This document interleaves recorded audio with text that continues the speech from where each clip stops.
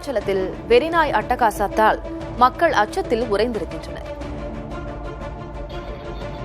கடலூர் மாவட்டம் விருத்தாச்சலம் நகராட்சிக்கு உட்பட்ட தில்லை நகர், மேட்டுத்தெரு, அச்சுதம்மன் கோவில் தெரு, சாவடிக்குப்பம், காந்தி நகர் உள்ளிட்ட பல குடியிருப்பு பகுதிகளில் ஒரு வெறிநாய் நேற்று காலை முதல் மாலை வரை அச்சுறுத்தியது. பொதுமக்கள், பெண்கள், முதியவர்கள் என 10 பேருக்கும் மேல் கடித்து படுகாயம் ஏற்படுத்தியது.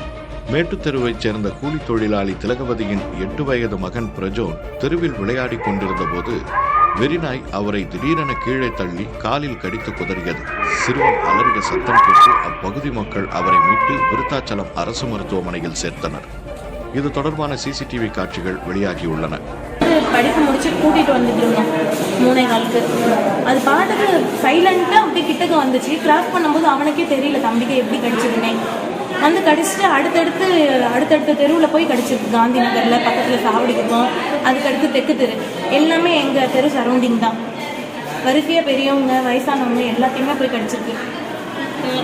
அதே நாய் தான், ஒரே நாய் போய் எல்லாத்தையும் போய் கடிச்சிருக்கு. 33வது வார்டு படந்தோப்பில் இருக்கான். படந்தோப்புலேருந்து ஆற்றுக்கு போகலான்ட்டு போயிட்டே இருந்தேன். அங்கேருந்து பின்னாடியே ஒரு வெறிநாய் வந்து பறிச்சுட்டே இருந்தேன். அப்படியே கடிச்சிட்டு ஓடிச்சு. 2வது எங்கள் ஏரியாவில் ஒரு 7-8 பேர் கடிச்சிச்சு. இங்கே அதை கடிச்சிட்டு காந்திநகர் ஒரு 4-5 பேர், தெற்கு தெருவில் ஒரு 2 பேர் கடிச்சிட்டு. சிறிது நேரத்தில் அதே நாய் நடைபயிற்சியில் இருந்த பெண்கள், காய்கறி விற்பனையாளர்கள், வீதியில் சென்ற முதியவர்கள், சிறுவர்கள் உள்ளிட்டவர்களை தாக்கியது. வெறிநாய் ஜாக்கிரதை என்று எச்சரிக்கையுடன் நாயின் புகைப்படம் வாட்ஸ்அப் குழுக்களில் பரவியது. நகராட்சிக்கு தகவலும் அளிக்கப்பட்டது. எனினும் அதிகாரிகள் உடனடி நடவடிக்கை எடுக்காததால் மக்கள் கடும் அதிருப்தி தெரிவித்தனர். இதனால் அப்பகுதி இளைஞர்கள் விலங்கு பிடிக்கும் வலை, கம்பி, குச்சி ஆகியவற்றுடன் தாங்களே நாயை பிடிக்க முயன்று தோல்வியடைந்தனர். ஒரு பெண் நடைபயிற்சி போகும்போது அவங்களையும் கடிச்சிருக்கு. அப்புறம் மாடை கடிச்சிருக்கு. ஆடு மேய்க்கிறவங்க ரொம்ப அச்சத்தோடய ஆடு மேய்ச்சிட்டு இருக்கிறாங்க. நகராட்சி நிர்வாகம் உடனடியாக அந்த வெறிநாயை பிடிச்சி அதை அப்புறப்படுத்தணும் அப்படிங்கிறது தான் எங்கள் தெரு மக்களுடைய கோரிக்கையாக இருக்குது. அப்புறம் அந்த நாய் ஓடிடுச்சு, துரத்தி. அப்புறம் எல்லாரும் துரத்தி பிடிச்சாங்க. அதுக்குள்ளே ஓட்டமாக ஓடி போச்சு. எல்லாம் இவங்கெல்லாம் சேர்ந்து அடிக்கிறதுக்கு முயற்சி பண்ணாங்க. அதுக்குள்ளே தப்பி ஓடிச்சு. அந்த கால் தண்ணின்னு ஓடி போயிடுச்சு. காயமடைந்தவர்கள் விருத்தாச்சலம் அரசு மருத்துவமனையில் சிகிச்சை பெற்று வருகின்றனர். வெறிநாய் மனிதர்களை மட்டுமின்றி ஆடு, மாடு, கோழி, வீட்டு நாய் போன்ற கால்நடைகளையும் தாக்கியதால் மக்கள் அச்சத்தில் உள்ளனர். புதிய தலைமுறைக்காக KR ராஜா.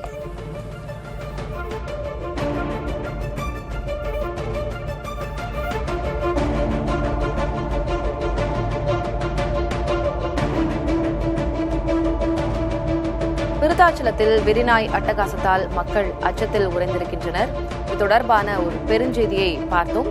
தொடர்பான கூடுதல் விவரங்களை வழங்குவதற்காக நமது செய்தியாளர் ஸ்ரீதர் இணைந்திருக்கிறார். அவரிடமும் பேசலாம். வெறிநாய் கடித்தால் நம்ம அலட்சியமாக இருக்கக்கூடாது அப்படின்னு மருத்துவர்கள் தரப்பிலிருந்தும் எச்சரிக்கை விடுக்கப்படுகிறது. ஸ்ரீதர், இப்போ கடலூர் பொறுத்த வரைக்கும் வெறிநாய் அட்டகாசம் அதிகமாக இருக்கிறதா? என்ன நிலவரம்? மருத்துவர்கள் இது குறித்து என்ன சொல்றாங்க? மாநகராட்சி நிர்வாகம் இது குறித்து என்ன சொல்லுது?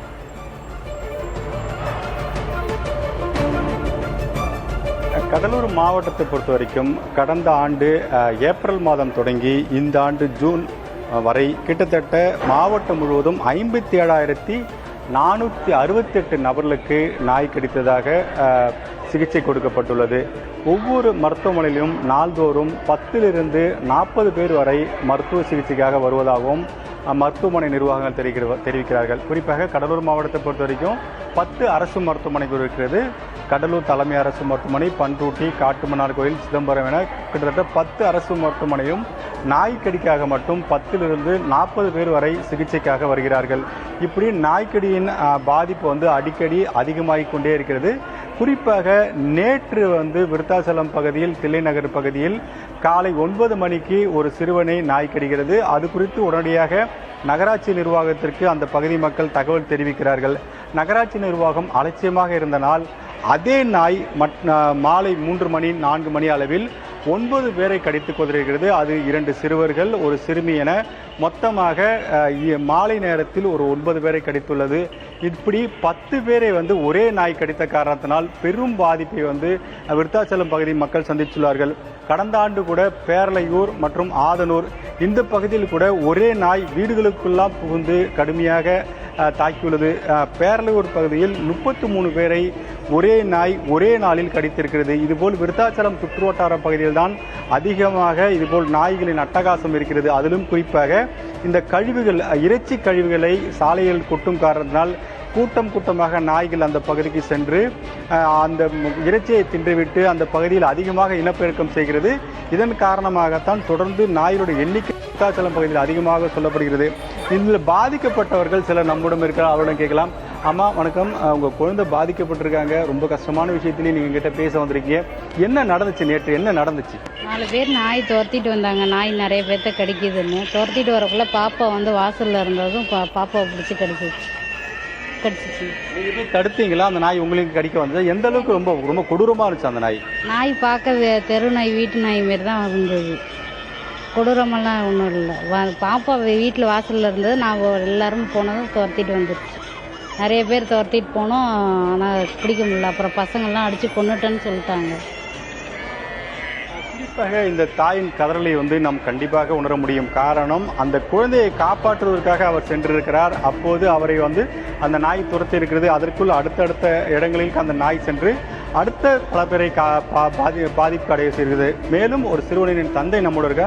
ஐயா வணக்கம், இந்த உங்கள் குழந்தை எப்படி பாதிக்கப்பட்டாங்க? நீங்கள் அந்த சமயத்தில் அந்த இடத்துல இருந்தால் யார் உங்களுக்கு தகவல்? இது வந்து பக்கத்து வீட்டு குழந்தைங்க. இது நேற்று ஸ்கூல் விட்டு மதியம் ஈவினிங் 3:30 மணிக்கு ஸ்கூல் விட்டுட்டு வரும்போதுங்க குழந்தை வந்துட்டு இருக்குதுங்க, ஸ்கூல்லேருந்து வெளியே வந்துட்டு இருக்குதுங்க. உட்காந்துருக்க நாயங்க அதாவது ஒரு மிருகம் மாதிரி பாஞ்சு தொடைக்கிட்ட பிடிச்சி அப்படியே கடிச்சு இழுத்துடுச்சுங்க. எல்லாம் விரட்டினதுனால, இல்லைன்னா அது வந்து அந்த ஸ்கூல் விட்ட டைமுங்க. இந்த ஒரு குழந்தை இருந்ததுனால நாங்கள் நாயை விரட்டினதுனால மற்ற குழந்தைங்களுக்கெல்லாம் பாதிப்பு இல்லாமல் இருந்தது. இல்லைனாக்கா பெரிய பாதிப்பாயிருக்கும். உடனே குழந்தைய கூட்டிட்டு இங்கே ஜிஹெச் வந்துட்டோம். அதுக்கப்புறம் தான் நான் கேள்விப்பட்டேன் அந்த நாய் வந்து காலையில் 9 மணிலேருந்து காந்தி நகர் ஏரியாவிலேருந்து வரிசையாக கடிச்சு கொண்டே வந்துருக்குது அப்படிங்கிறது எங்களுக்கு அதுக்கப்புறம் தான் இந்த நியூஸே வந்து இங்கே வந்ததுக்கப்புறம் தான் பார்த்தா பேஷண்ட் எல்லாருமே ஒரே ஏரியாவில் வந்து இருக்கும்போது பார்த்துருக்கேன். அந்த 9 மணிலேருந்து நாய் கடிச்சிட்டே வந்திருக்குது. அதுக்கப்புறம் கலெக்டரேட்டில் ஃபோன் பண்ணி சொல்லியிருக்கிறாங்க. அப்புறம் உரிய நடவடிக்கை எடுத்துட்டு இப்போ டேத்தையே அட்மிட் பண்ணிட்டாங்க. இன்னும் 1 டே வச்சு பார்க்கணும். ஏன்னா நாய் வந்து ஒரு நாய் மாதிரி இல்லை சார், ஒரு மிருகம் மாதிரி பாஞ்சது சார். அது பாஞ்சது ஒரு மிருகம் மாதிரி பாஞ்சது. அது ரொம்ப கொடூரமாக இருந்தது. அது உங்கள் பக்கத்துலேயே மற்ற பாதிக்கப்பட்டவர் இருக்காங்க, அவங்கள்ட்டலாம் பேசுனீங்களா? அவங்க என்ன மாதிரி பயத்தை காமிக்கிறாங்க உங்களுக்கு? இல்லை சார், அந்த நாய் ஒருத்தவங்க பாருங்க சார், எலும்பு தெரியறவள கடிச்சிருக்கு சார். ஒரு புலி சிங்கம் மாதிரி கடிக்குன்னு சொல்லுவாங்களே, அது மாதிரி கடிச்சு எலும்பு தெரியற மாதிரி கடிச்சு அவங்களால நடக்கவும் ஏன் படுத்திருக்காங்க. 2 பேர் எந்த பக்கம் படுத்திருக்காங்க. அவங்க ஒருத்தவங்க கனரா பேங்க் வந்திருக்காங்க. அவங்களே அதே மாதிரி வெறித்தனம், ஒரு நாய் மாதிரி கடிக்கல, ஒரு வெறி பிடிச்ச அப்படின்னு தெரியல. இது வரைக்கும் நாங்கள் பார்த்ததில்லை. நாய் கடிக்கிறது வேற, இது கடிச்சது பார்த்தீங்கன்னாக்கா ஒரு மிருகம் மாதிரி கடிச்சதுன்னு தான் சொல்லணும். அது அவ்வளோ ஒரு அதனால தான் ஒரு நாய்க்கு வந்து எல்லாருமே இங்கே அட்மிட் பண்ணியிருக்காங்க. ஏன்னா காயம் எல்லாமே ரொம்ப ஆழமாக இருக்கிறதுனால வந்து இங்கே வெயின் இன்ஜெக்ஷன் நார்மலாக போடல, ஸ்பெஷல் கேர் எடுத்து பார்த்துட்டு இருக்கிறாங்க சார். அவ்வளோதான். குறிப்பாக நாம் பின்புறம் இருக்கும் இந்த அரசு மருத்துவமனையில் தனியாக அதற்காக வார்டு ஒதுக்கப்பட்டு அந்த 10 பேருக்கும் தனி சிகிச்சை அளிக்கப்பட்டு வருகிறது. இந்த 10 பேருக்கான சிகிச்சை வந்து விருத்தாச்சலம் அரசு மருத்துவமனையில் செய்யப்பட்டு வருது. இது சம்பந்தமாக நம் மருத்துவரிடம் கேட்டபோது லட்சக்கணக்கான பேர் நாய்க்கடியால் பாதிக்கப்பட்டாலும் அதற்கான உரிய சிகிச்சை எடுத்துக்கொள்ள வேண்டும். அலட்சியம் இருந்தால் நிச்சயமாக பாதிப்பு ஏற்படும். அதிலும் குறிப்பாக நாய் கடித்தவர்கள் நிச்சயமாக 3 ஊசிகள் கட்டாயம் போட்டுக்கொள்ள வேண்டும். ஒருவேளை அந்த நாய் இறந்து விட்டால் 5 ஊசி கட்டாயம் போட வேண்டும். இல்லை என்றால் நரம்பு மண்டலங்களும் பாதிக்கப்படும். நரம்பு மண்டலங்கள் பாதிக்கப்பட்டால் உயிரிழப்பு என்பது நிச்சயமாக ஏற்படும். எனவே அலட்சியம் கூடாது. நாய்க்கடி எண்ணிக்கை நாளுக்கு நாள் அதிகரித்து கொண்டே இருக்கிறது. அதே சமயத்தில் பொதுமக்கள் அந்த பாதிக்கப்பட்டவர்கள் உடனடியாக சிகிச்சை மேற்கொள்ள வேண்டும். இந்த ஊசியின் விலை அதிகமாக இருந்தாலும் அரசு அதனை இலவசமாகத்தான் தருகிறது. எனவே இதை பயன்படுத்திக் கொள்ள வேண்டும். ஒரு சிலர் ஒரு ஊசி போட்டுக்கொண்டால் போதும் என்று அலட்சியம் விட்டுவிட்ட காரணத்தினால் அவர்களுக்கு நரம்பு மண்டலம் பாதிக்கப்பட்டு அதன் மூலமாக பல்வேறு விதமான பாதிப்புகள் ஏற்பட்டு உயிரிழப்பு ஏற்படுகிறது. தமிழகத்தை பொறுத்த வரைக்கும் கிட்டத்தட்ட இந்த ஆண்டு ஜனவரி தொடங்கி இதுவரை 3,67,000 பேர் நாய்க்கடியால் பாதிக்கப்பட்டதாக சொல்லப்படுகிறது. அதே சமயத்தில் 20 பேர் உயிரிழந்திருக்கிறார்கள். இந்த 20 பேர் உயிரிழப்புக்கான காரணம் என்ன என்று நாம் மருத்துவரிடம் தொடர்பு கொண்டு கேட்டது போது அவர்கள் அலட்சியமாக கூட இருந்திருக்கலாம். அதன் காரணமாக நரம்பில் வந்து இந்த நோய் பாதிப்பு ஏற்பட்டு இந்த பாதிப்பு வந்திருக்கும் என்று கூட தகவல் தெரிவிக்கிறார்கள். எனவே பொதுமக்கள் நாய் கடித்தால் உடனடியாக அரசு மருத்துவமனைக்கு சென்று 3 ஊசி கட்டாயம் போட்டுக்கொள்ள வேண்டும் என்று அறிவுறுத்தியிருக்கிறார்கள். நாய்க்கடியால் எதுபோன்ற அதீத பிரச்சனைகளுக்கு இன்னல்களுக்கு உள்ளாகிறோம் என்று பாதிக்கப்பட்டவர்கள் அந்த அச்சத்துடனேயே விவரித்ததை பார்க்க நேர்ந்தது. ஸ்ரீதர், அதே போல நாய்க்கடி பிரச்சனைக்கு தீர்வு காண வேண்டும் என்று அரசிடம் தொடர் கோரிக்கைகள் முன்வைக்கப்பட்டு வருகின்றன. ஆனாலும் நாய் கடித்து விட்டால் நாம் நம்முடைய பாதுகாப்பினை உறுதி செய்து கொள்ள வேண்டும் என்றும் மருத்துவர்கள் அறிவுறுத்தியிருக்கிறார்கள். அது குறித்தும் சொன்னீங்க. உங்களுடைய விவரங்களுக்கும் கலந்துரையாடலுக்கும் நன்றி ஸ்ரீதர்.